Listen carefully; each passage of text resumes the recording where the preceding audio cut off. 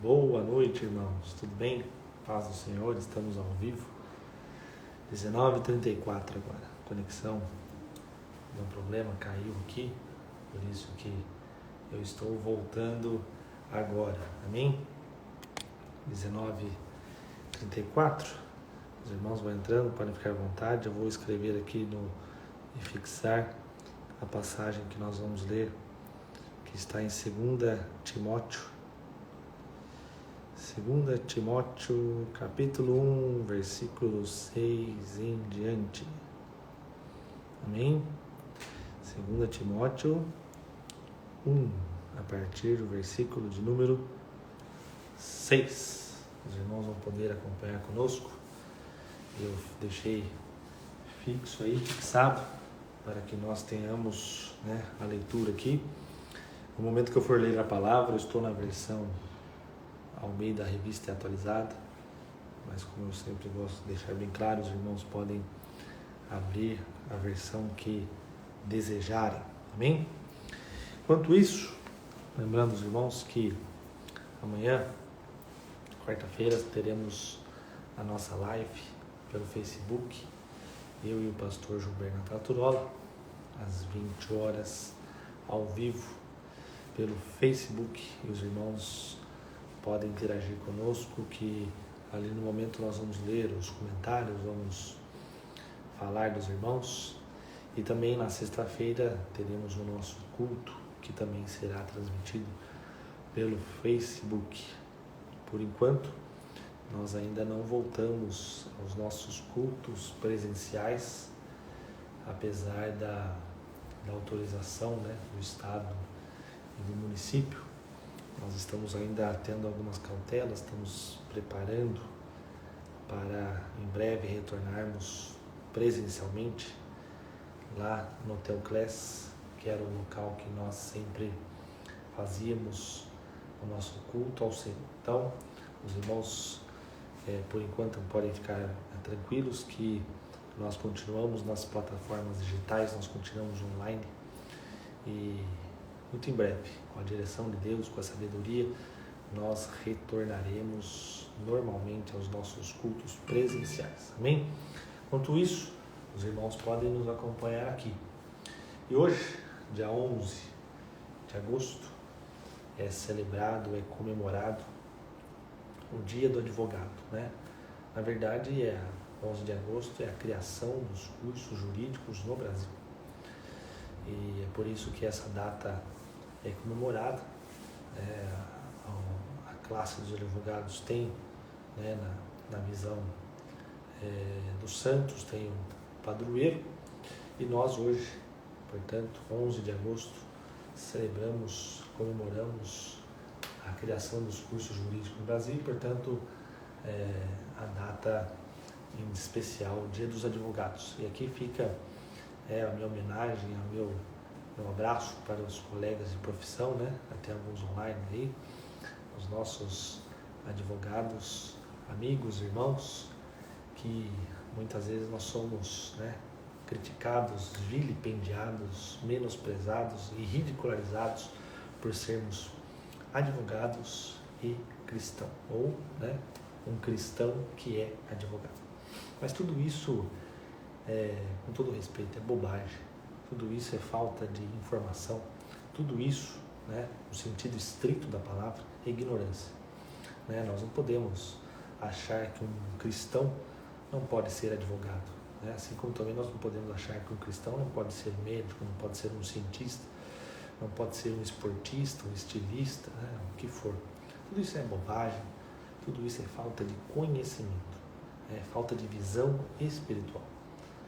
Como nós, no Ministério Renaico Cristo, sempre enfatizamos, nós precisamos de cristãos advogados, como também precisamos de cristãos médicos, cientistas, juízes, promotores, políticos, estilistas, e aí vai. O cristão, ele tem que ocupar todas as esferas da sociedade.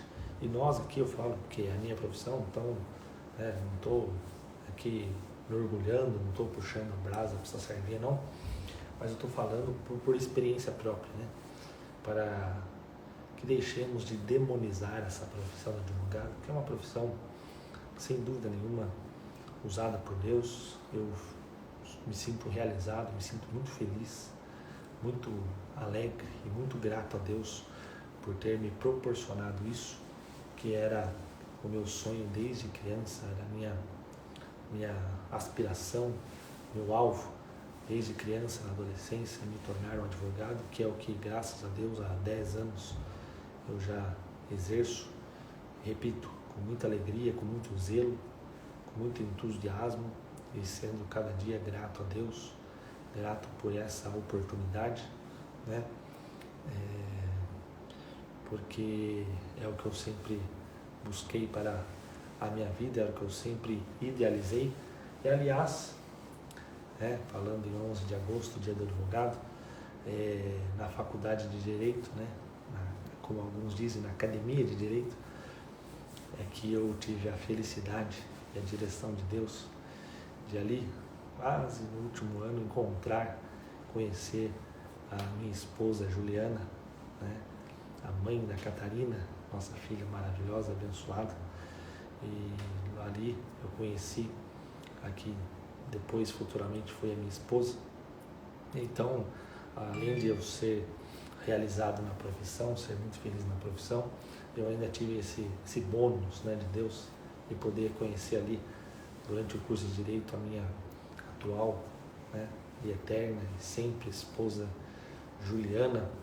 E porque Deus é assim, a bênção de Deus, ela é transbordante.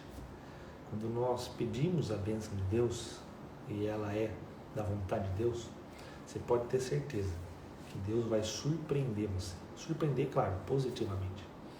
Ele não vai dar somente aquilo que você almeja, aquilo que Ele colocou no seu coração. Ele vai dar muito mais, né?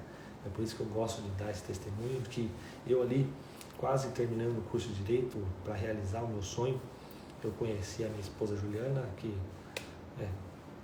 não posso pedir mais a Deus do que isso, né?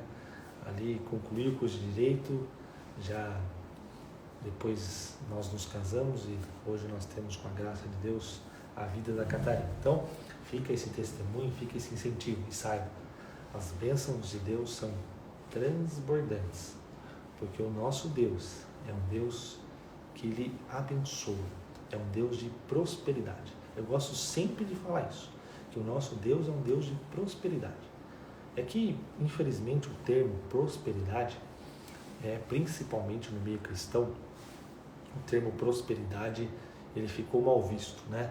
Ele ficou com um sentido deturpado. Então, hoje, no meio cristão, né? Porque eu não faço essa distinção entre evangélicos, católicos, é cristão, aquele que segue a Cristo. No meio cristão, quando nós entramos na palavra prosperidade, quando nós tocamos no assunto dinheiro, as pessoas já olham torto, já acham, lá vem o caça-níquel, mas não é nada disso. Quando eu falo que Deus é um Deus de prosperidade, não é só a prosperidade material, é a prosperidade espiritual, é a prosperidade, né, intelectual, é a nossa sabedoria, porque todas as fontes estão no Senhor. A sabedoria, como está escrito em Provérbios e também no Novo Testamento, a sabedoria, ela provém de Deus, né?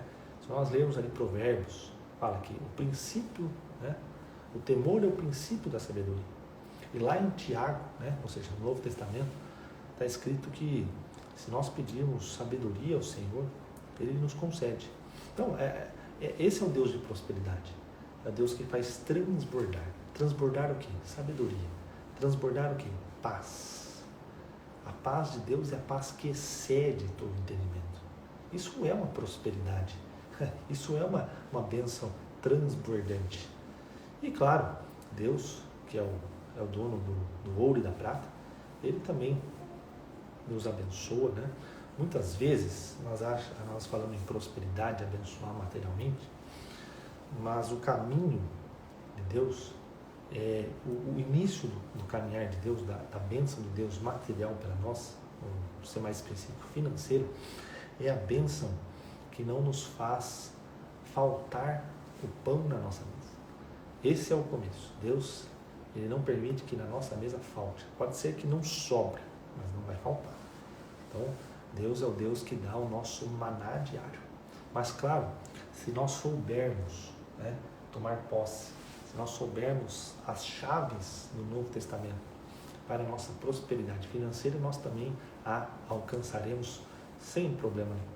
Então eu gosto de falar isso, dar esse testemunho e incentivar os irmãos para que busquem em Deus, né, a sabedoria, para que busquem em Deus a prosperidade, para que busquem principalmente em Deus, né, a sabedoria e a paz que excede todo entendimento. Porque nós temos que ter uma visão espiritual. Se o nosso campo de batalha é um campo de batalha espiritual, como está escrito no Novo Testamento, nós não batalhamos contra a carne e osso, nós batalhamos contra o espiritual, contra principados e potestades, né, os dominadores. Então, nós temos que, para batalhar, né, para enxergar isso, nós temos que, claro, ter uma visão espiritual, ter um conhecimento espiritual, um conhecimento da palavra. E sabermos, né, lidar, né, e usar as armas, né, espirituais que Deus nos dá.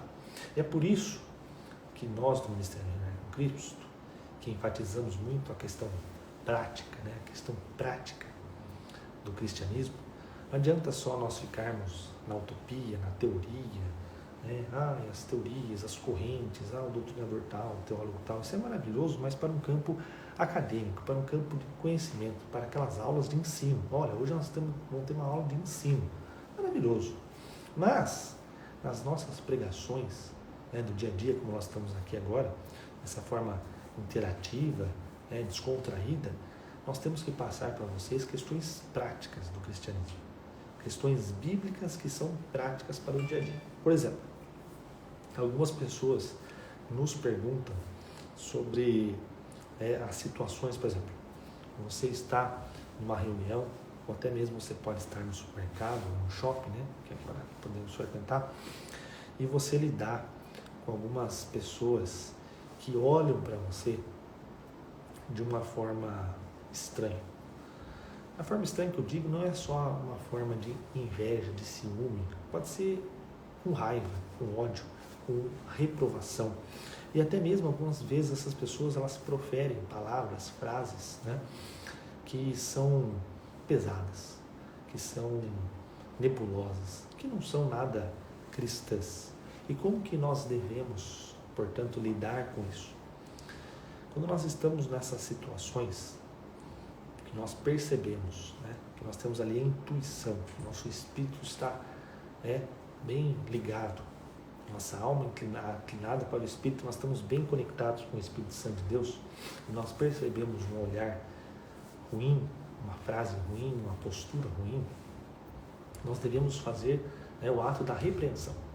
Então ali, se você puder, né, sem causar escândalo, né, repreender aquilo, aquela postura, aquela frase, ou até mesmo no campo do seu pensamento, você pode repreender.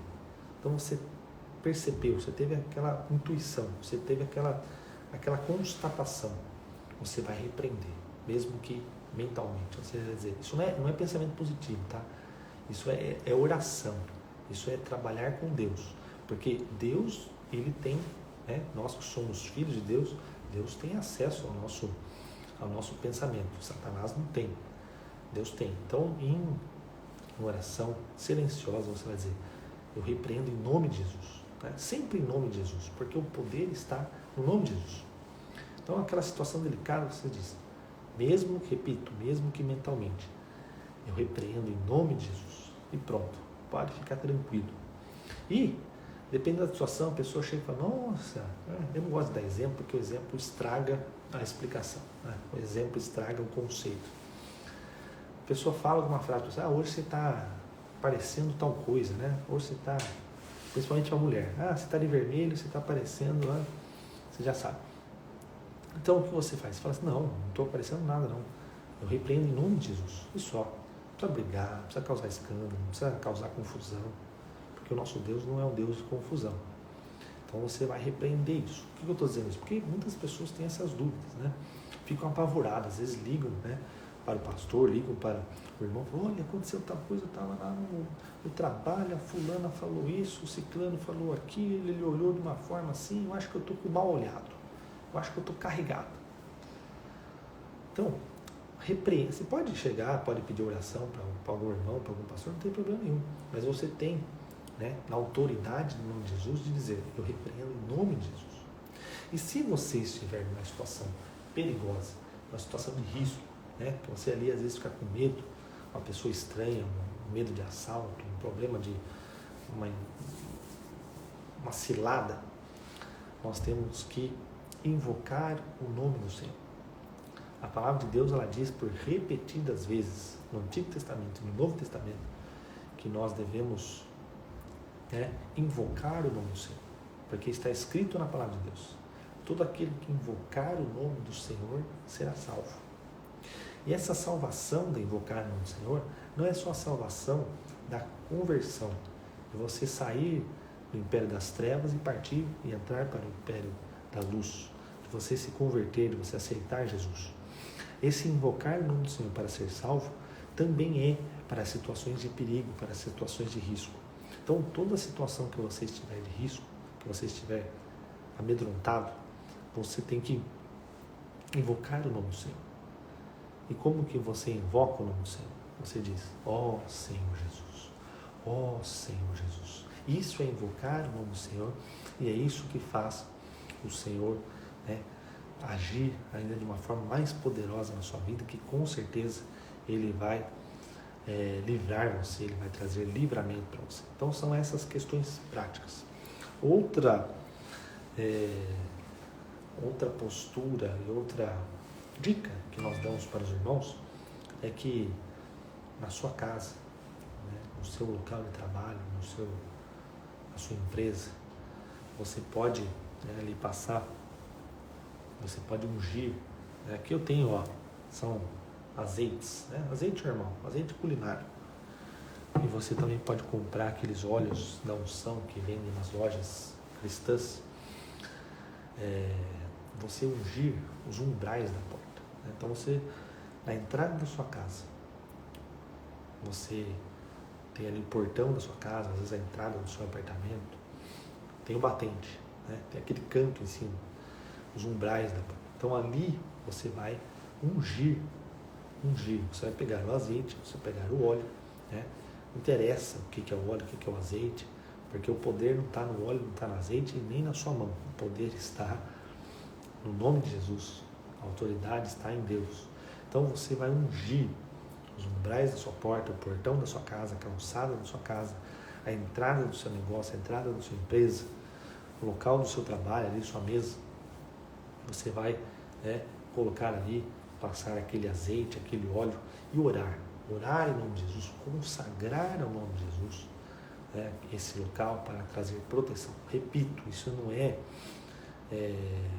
amuleto, isso não é simpatia, isso não é macete, isso não basta, não é abrir a Bíblia, né, entrar na sua casa, isso não adianta nada.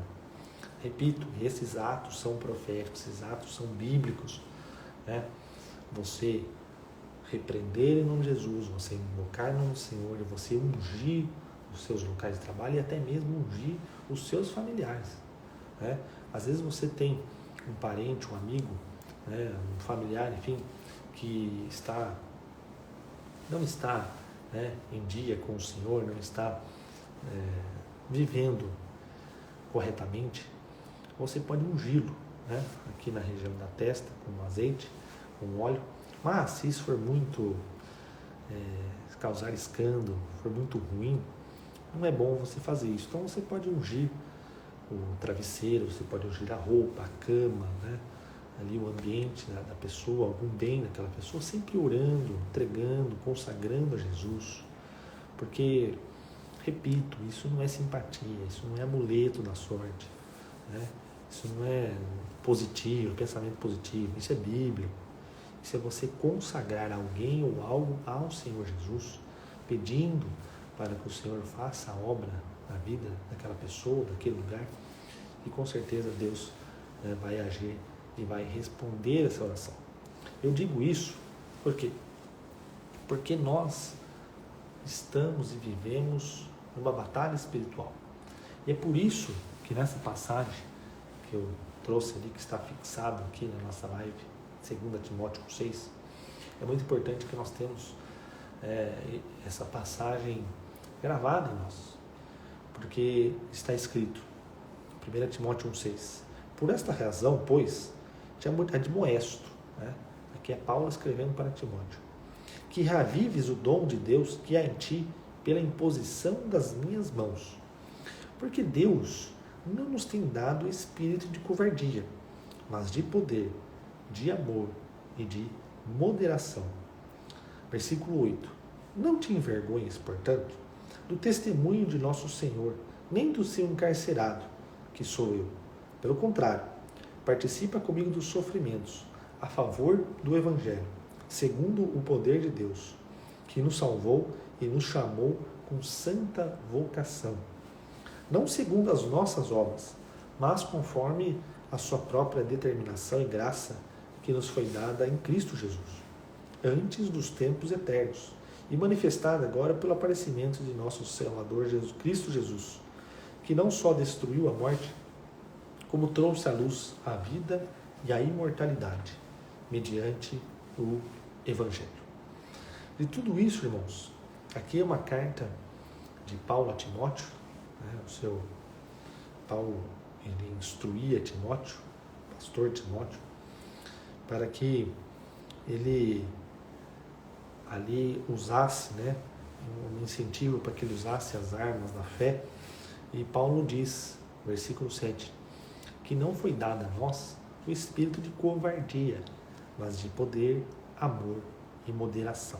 Amém? E o que nós temos que fixar disso? O que nós temos que ter em mente disso? É que o nosso Deus, ele não nos deu um espírito de covardia, de medo, de atemorizar. Até porque o verdadeiro amor, que é Deus, que é Cristo Jesus, ele lança fora todo medo. É por isso que o cristão, ele não precisa e não pode temer. Pelo contrário, né? Ele tem que ser uma pessoa, uma mulher, um homem, uma mulher de coragem. Não nos foi dado um espírito de covardia.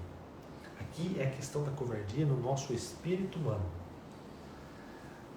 De Deus não foi dado isso. Por quê? Porque o cristão, repito, que vive numa batalha espiritual, querendo ou não, sendo pastor, bispo, apóstolo, não sendo nada disso, sendo levita, o que for, o cristão, aquele que segue a Cristo Jesus, que entregou a sua vida a Cristo Jesus, ele, repito, querendo ou não, vive numa batalha espiritual. E é por isso que o cristão não pode ter o espírito de covardia.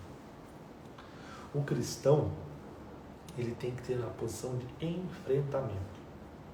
Enfrentamento não é uma postura, né, de causar alvoroço, de causar briga, de ser muitas vezes, né, polêmico. Não é nada disso. Nós não podemos confundir essas coisas. Pelo contrário, o cristão, ele tem que ter uma postura, né, de enfrentamento no campo espiritual. O cristão, nós temos que pregar o verdadeiro evangelho. Se nós lermos aqui nessas passagens, até em outras passagens, ali já no início da igreja, né, essa carta de 2 Timóteo, 60, 70 depois de Cristo, já havia, né, falsos ensinos, falsos profetas, falsas doutrinas, né, umas questões perigosíssimas que desviavam as pessoas do verdadeiro evangelho pregado por Cristo Jesus. E é por isso que a nossa obrigação é de, né, pregarmos o verdadeiro evangelho, é de pregarmos a verdade que é Cristo Jesus. E pregar a verdade que é Cristo Jesus é pregar o que está escrito na Bíblia, é não se apegar à religião, mas tão somente a Cristo Jesus. Nós não podemos ser covardes. Nós temos que ter coragem de falar a verdade, coragem de viver a verdade, coragem de mostrar para as pessoas o caminho da verdade. Muitas vezes nós somos criticados pela nossa postura omissa. Nós somos criticados por não ocuparmos o espaço na sociedade.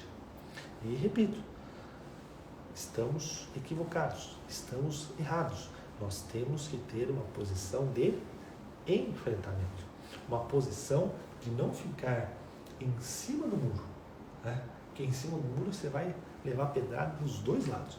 Você tem que ter posição. E a nossa posição é sempre conforme a vontade de Deus, é sempre conforme a palavra de Deus. O nosso compromisso não é com homens, não é com sociedades secretas, o nosso compromisso não é com grupos, o nosso compromisso não é com partidos, facções, o nosso compromisso é com o Evangelho do Reino. O nosso compromisso é com o nosso Senhor e Salvador, Jesus Cristo.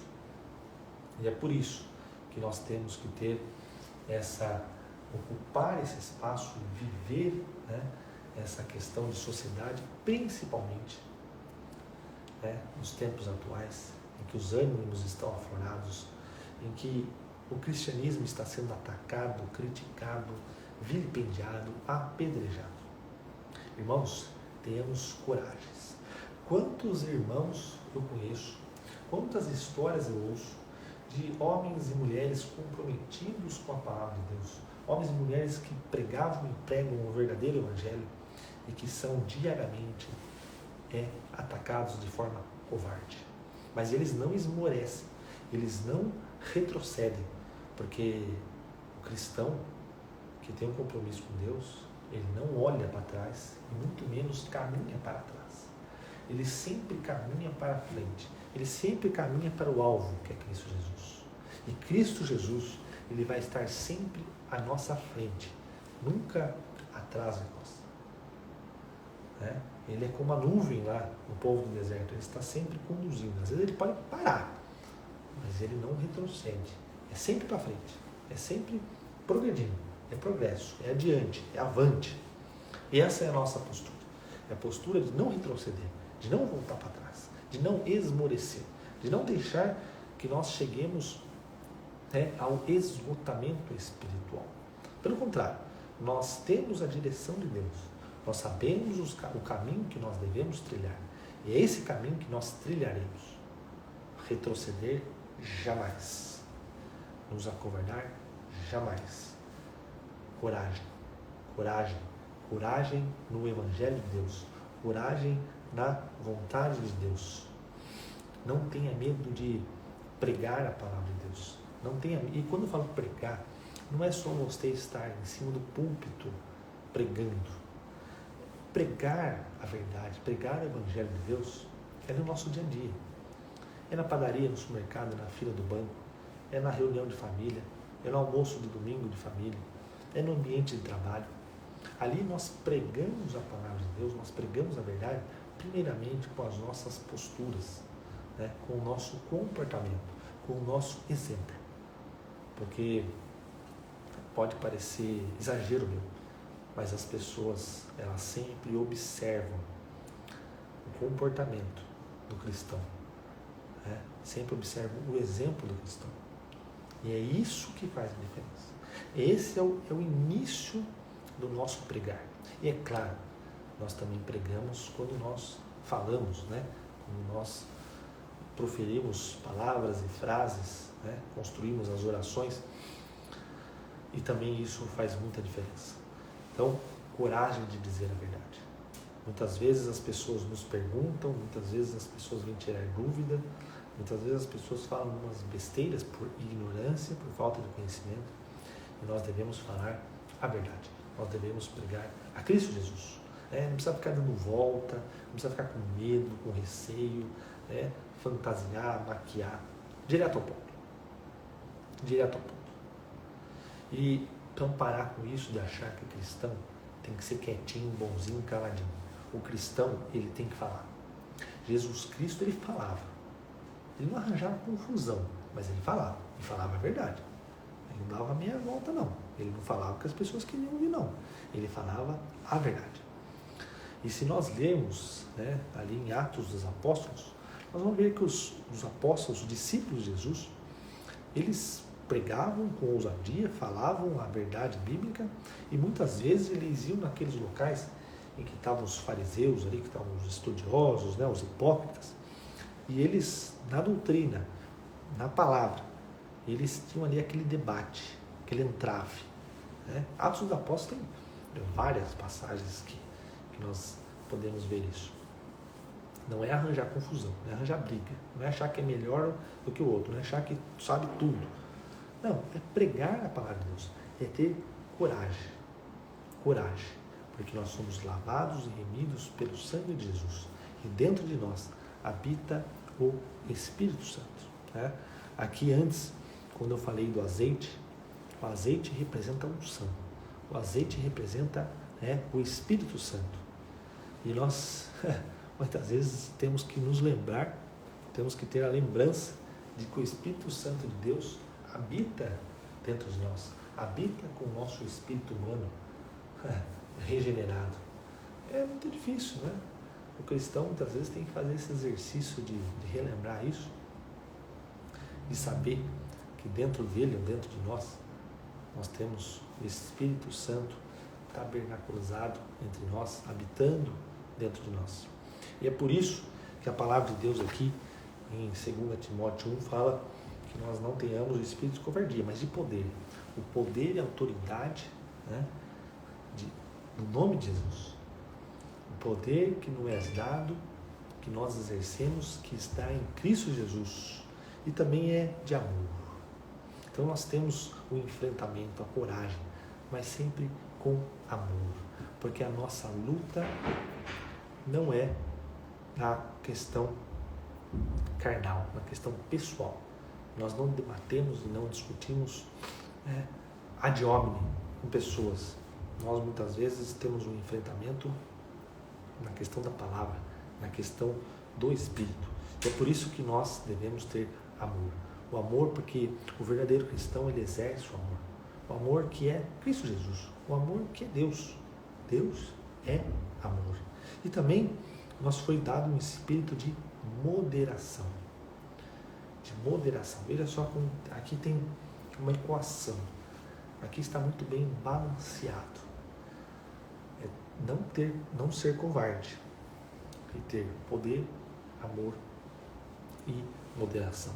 Tudo isso anda junto. O poder, o amor e a moderação, eles lidam, né, com a nossa alma, com a nossa mente, com a nossa vontade e com a nossa emoção. Poder, amor e moderação. Poder, amor e moderação. Eles atuam na nossa alma, que é mente, emoção e vontade. Portanto, não te envergonhes do testemunho do nosso Senhor, nem do seu encarcerado que sou eu. Pelo contrário, participa comigo nos sofrimentos a favor do Evangelho, segundo o poder de Deus. Não nos envergonhemos, né, da palavra de Deus. Não nos envergonhemos, né, de Cristo Jesus, para que Ele não se envergonhe de nós. Pelo contrário, devemos prosseguir, ir adiante, saber lidar com as situações, ter uma postura, ter um lado, ter uma coragem, ter um conceito e sempre agir conforme a palavra de Deus. Não esmoreça, não tema, não retroceda. Siga adiante. Peça ajuda a Deus. Faça a vontade de Deus. Porque Deus, Ele tem o conhecimento do nosso passado, do nosso presente e do nosso futuro. E Ele é que estabelece. Quando nós falamos que Deus, Criador, Ele não é só o que criou, mas Ele é também o que controla o universo e as nossas vidas. Quantas passagens na Bíblia? Eu que sei os pensamentos que tenho a vosso respeito. O homem planeja, mas o Senhor lhe dirige os passos. E quantas outras passagens querem dizer assim, que Deus, Ele nos criou, nos formou, nos fez, e Ele tem o controle das nossas vidas e das nossas situações e circunstâncias. Então, nós precisamos, eu preciso me encaixar da vontade de Deus e viver aquela vontade de Deus, sem ser covarde e, claro, com poder, com amor e com moderação. E repito, usem essas ferramentas espirituais da repreensão quando você estiver em situação, né, de uma pessoa olhando para você, uma pessoa reprovando você, proferindo palavras contra você em certas situações. Unja a sua casa, unja o portão, a porta da sua casa, unja, né, os seus familiares e invoque o nome do Senhor e você será salvo das situações ruins, salvo das situações periclitantes. Não se esqueçam disso, usem essas ferramentas, né? Vamos viver um cristianismo prático, o cristianismo normal. A nossa vida é normal. O cristão, ele não precisa se isolar numa montanha, ele não precisa ficar trancado dentro de casa. O cristão, ele vive a vida. Ele tem família, ele tem estudo, ele tem trabalho, ele tem os amigos, ele tem os momentos de passeio, de lazer. E nós temos que aproveitar isso. Não percam oportunidades. Aqui em casa, eu, minha esposa, Juliana e nossa filha Catarina, nós vivemos isso com a graça de Deus, porque nós temos essa direção de Deus. Nós nos divertimos, nós temos nossos momentos de lazer, de passeio, nós temos os nossos amigos, a nossa filha tem os amigos dela, se socializa. Nós não precisamos ser diferente, ser excluído, ser melhor do que alguém. Nós precisamos fazer a diferença no meio em que nós estamos. Porque no meio em que nós estamos, nos locais que nós frequentamos, nós temos que ser a diferença. Nós temos que ser sal e luz. Não precisamos temer, não. Você não precisa deixar de fazer alguma coisa. Muitas vezes nós achamos que o cristão, ele precisa deixar de frequentar certos lugares, de ter amigos, de frequentar festas. Não, isso tudo é bobagem. Isso tudo é bobagem. É claro que o cristão não se senta na roda dos escarnecedores. É claro que o cristão não frequenta locais indecorosos, né? Isso não precisa nem entrar no mérito, né? É uma questão de sabedoria espiritual, de visão espiritual. Mas viva a sua vida normalmente, aproveite a sua vida em família, aproveite os seus familiares, os seus amigos e, claro, na oportunidade, dê o exemplo do cristão e pregue a palavra de Deus. Pregue a palavra de Deus, seja a diferença, seja a luz, seja o sal. Abençoe as pessoas. Aqui falamos do azeite. Se você vai visitar um amigo, um parente, ou se você até mesmo precisa presentear alguém e não tem uma ideia de presente, olha só, mais uma. Dê um azeite, né? Aqui eu mostrei os azeites, isso aqui é um azeite, tá? Não é vinho não. Azeite gastronômico, tá? Um azeite do dia a dia. Né? Presenteie as pessoas, seus amigos, com azeite. Né? Faça uma oração. Explique para essa pessoa presenteada o significado do azeite, que é a unção, que é a prosperidade, que é o Espírito Santo de Deus. Abençoe a vida, abençoe o lar dessa pessoa. Né? Muitas vezes nós vamos visitar as pessoas, com certeza vocês têm esse hábito também, de levar uma orquídea, de levar uma flor, e isso tudo é maravilhoso. A oração, a flor, as flores são obras de Deus, né? São criação de Deus e são maravilhosas. Mas se você já deu flor, se você não quer dar flor, leve um vidro de azeite, compre no supermercado, no armazém, no empório e presenteie essa pessoa. Faça uma oração, faça ali uma consagração daquele óleo, instrua a pessoa para que unja a entrada e a saída da casa, o negócio, o local de trabalho. Faça a diferença. Leve a presença de Deus para os lugares. Leve a arca de Deus para a casa dos seus amigos, dos seus entes queridos. Abençoe a vida. Ele sendo um cristão ou não, abençoe. Ore com ele. Leve uma palavra de Deus com ele. Um versículo, uma porção bíblica. Né? Aqueles folhetos. Faça a diferença. Pregue, instrua. Até mesmo nessa questão que nós falamos da repreensão, do invocar em nome do Senhor. Tudo isso prepara o ambiente para o lar da pessoa, prepara o ambiente para a pessoa. E nós, como cristãos, precisamos, repito, fazer a diferença, fazer conforme a palavra de Deus, porque não nos foi dado o espírito de covardia. Se o Senhor tem trazido direções para a sua vida, se o Senhor tem colocado no seu coração palavras, pregações, frases, para que você envie até mesmo por WhatsApp, para que você fale pessoalmente para alguém, não tenha medo, não se acovarde, fale a verdade. Não fique com medo de magoar a pessoa, de perder o amigo, ou de ali ficar ruim a situação com o familiar. Se o Senhor Deus deu a direção para você, e você tem ali a paz, que é o árbitro, que é o nosso árbitro, faça isso. Não se acovarde, não precisa ter medo, tenha coragem de dizer a verdade, coragem de pregar a palavra de Deus, e com certeza você vai ver a diferença na vida dessa pessoa. Faça isso, esse é o incentivo e tem a direção de Deus para falar isso para você.